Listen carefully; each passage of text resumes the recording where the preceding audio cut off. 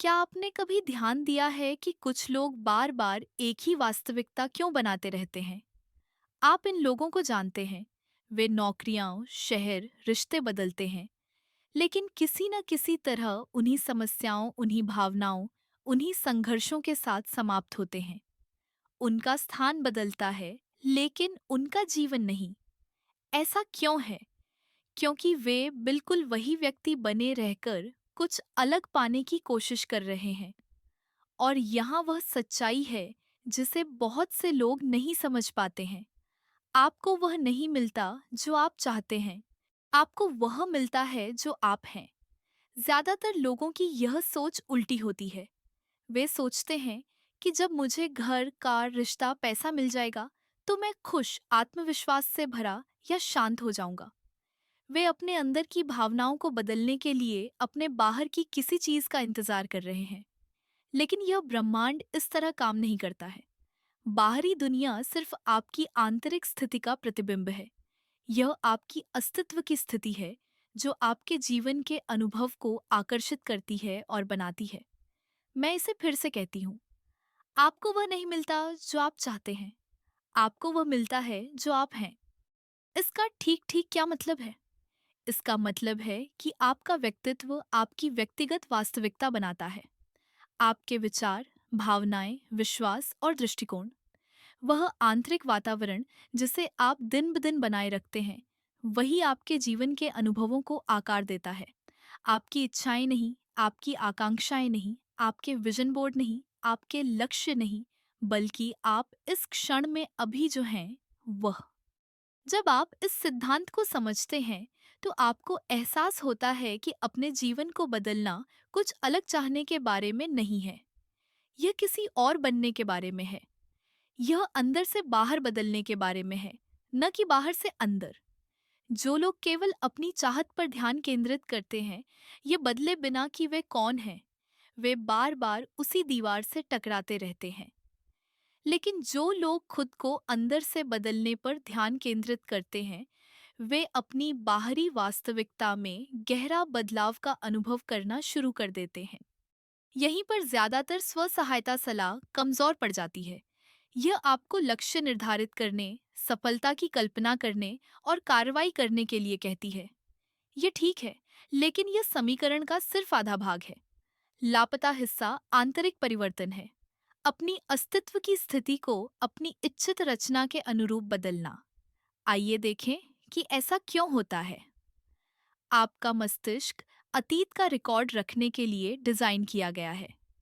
आपके द्वारा अनुभव की गई हर चीज न्यूरॉन्स के बीच संबंध बनाती है। आप जितनी बार कुछ निश्चित विचारों, व्यवहारों और भावनात्मक प्रतिक्रियाओं को दोहराते हैं, ये संबंध उतने ही मजबूत होते जाते हैं। अंततः वे स्वचालित हो जाते हैं। आपको अब उनके बारे में सोचने की भी जरूरत नहीं पड़ती। इस तरह आपका मस्तिष्क काम करता है। यह कुशल है। यह पिछले अनुभवों के आधार पर शॉर्टकट बनाता है। लेकिन यहाँ समस्या है।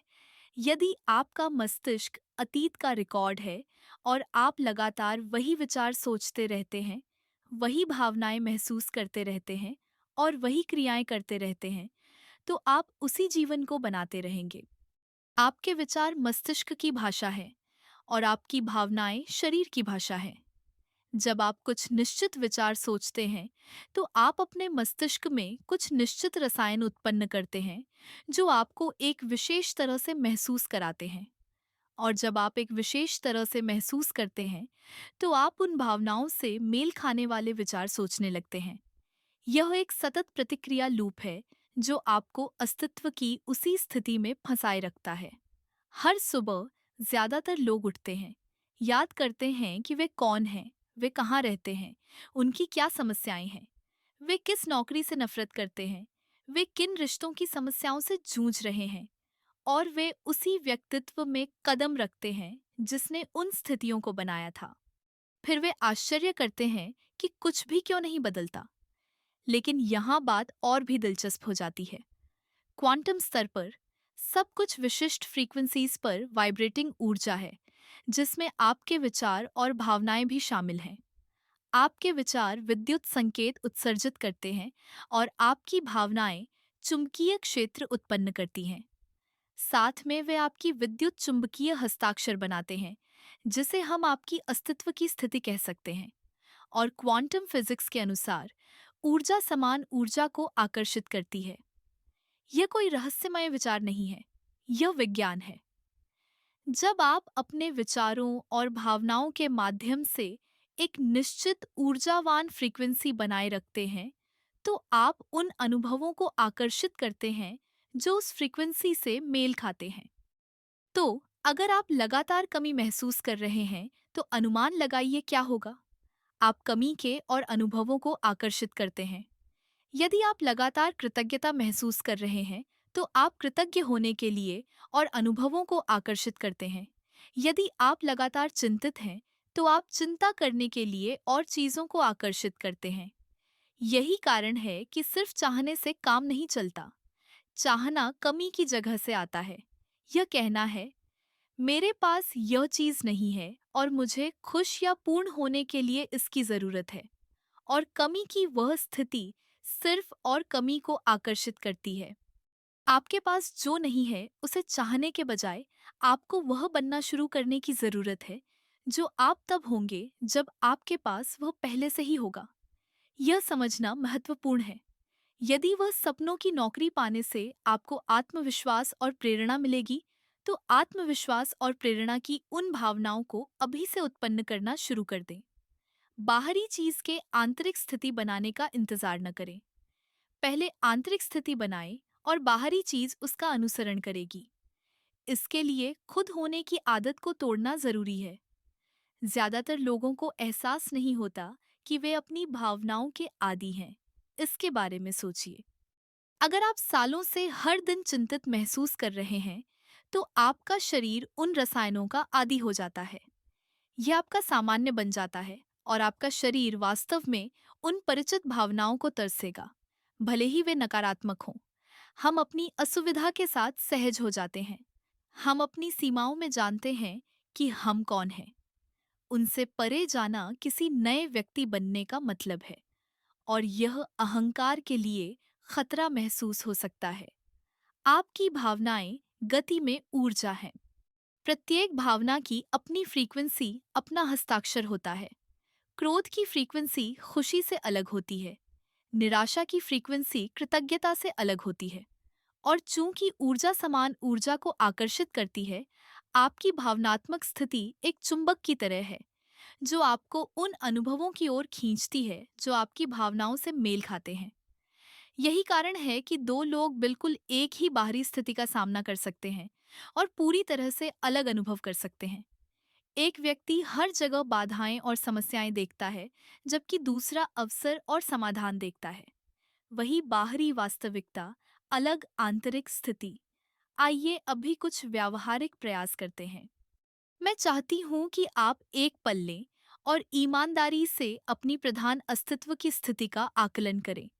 यह नहीं कि आप दूसरों को क्या दिखाते हैं, बल्कि आप ज्यादातर समय वास्तव में कैसा महसूस करते हैं। क्या आप ज्यादातर चिंतित, द्वेषपूर्ण, आभारी, प्यार करने वाले, डरे हुए, उत्साहित हैं?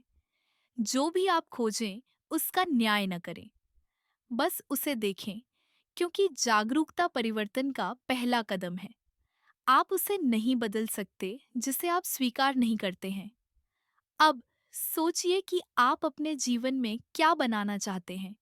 एक नया रिश्ता, बेहतर स्वास्थ्य, ज्यादा पैसा, ज्यादा सफलता, जो भी हो, खुद से पूछें, अगर मेरे पास यह पहले से ही होता तो मैं कौन होता? मैं कैसा महसूस करता? मैं कैसे सोचता? मैं दुनिया में कैसे घूमता? आपकी वर्तमान अस्तित्व की स्थिति और उस आदर्श स्थिति के बीच का अंतर ही वह है जिसे आपको बदलने की जरूरत है। यही असली काम है। बाहरी चीजों का पीछा करना नहीं, बल्कि अंदर से खुद को बदलना। हम में से बहुत से लोग अपने अतीत के आदी हैं। हम पुरानी यादों, पुराने आघातों, हम कौन हैं और हम क्या करने में सक्षम हैं, इसके बारे में पुरानी कहानियों को बार बार जीते रहते हैं। और हर बार जब हम ऐसा करते हैं, तो हम उन्हीं तंत्रिका सर्किटों को फायर और वायर कर रहे होते हैं। उन्हीं रसायनों का उत्पादन कर रहे होते हैं और उन्हीं भावनात्मक स्थितियों को मजबूत कर रहे होते हैं। आपका मस्तिष्क वास्तविक अनुभव और आपके द्वारा स्पष्ट रूप से कल्पना किए गए अनुभव के बीच अंतर नहीं जानता है। जब आप अपने अतीत की एक दर्दनाक घटना को याद करते हैं, तो आपका मस्तिष्क वही तनाव रसायन उत्पन्न करता है जैसे कि वह अभी हो रहा हो। आपका शरीर मानता है कि वह अभी भी उस अतीत के क्षण में है। और जहां तक क्वांटम क्षेत्र का संबंध है, आप वही विद्युत चुंबकीय हस्ताक्षर भेज रहे हैं जो आपने तब भेजा था, जिसका अर्थ है कि आप समान अनुभवों को आकर्षित कर रहे हैं। यही कारण है कि जो लोग पिछले आघातों को नहीं छोड़ पाते हैं, वे अक्सर खुद को ऐसी स्थितियों में पाते हैं जो भयावह रूप से परिचित लगती हैं। वे एक लूप में फंसे हुए हैं जो अपने वर्तमान में अतीत को फिर से बना रहे हैं, क्योंकि उन्होंने अपनी ऊर्जा नहीं बदली है। अतीत की इस लत को तोड़ने के लिए स्मृति से जीना बंद करने और कल्पना से जीना शुरू करने के लिए एक सचेत प्रयास की आवश्यकता होती है। अपने अतीत को अपने भविष्य को परिभाषित करने देने के बजाय आप वर्तमान क्षण में इसे डिजाइन करके अपना भविष्य बनाते हैं। यह अपने आदर्श भविष्य का मानसिक रूप से इतना पूरी तरह से पूर्वाभ्यास करने के बारे में है कि आपका मस्तिष्क और शरीर यह मानना शुरू कर देते हैं कि यह पहले ही हो चुका है। आप भविष्य की यादें बना रहे हैं। जब आप इसे लगातार करते हैं, तो कुछ आकर्षक होता है। आपका मस्तिष्क नए तंत्रिका कनेक्शन बनाना शुरू कर देता है। आपका शरीर नए रसायन उत्पन्न करना शुरू कर देता है और आपका ऊर्जा क्षेत्र एक नई फ्रीक्वेंसी में बदल जाता है।